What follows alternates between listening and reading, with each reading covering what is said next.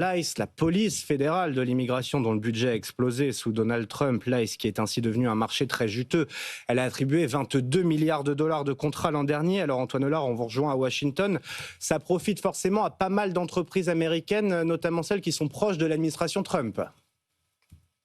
Oui, et le grand gagnant de ce business très juteux, c'est Fisher Sand and Gravel, une entreprise chargée de construire un nouveau mur le long de la frontière mexicaine, un chantier à 6 milliards de dollars. À l'autre bout de la machine à expulser, CSI Aviation s'est également considérablement enrichi, 1,2 milliard pour organiser des vols charters et reconduire des milliers de migrants dans leur pays d'origine.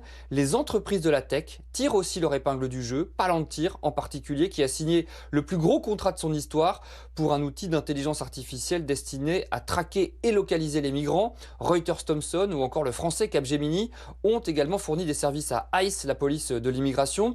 Alors la liste des fournisseurs est très longue. On peut notamment citer Géo Group qui gère des prisons privées.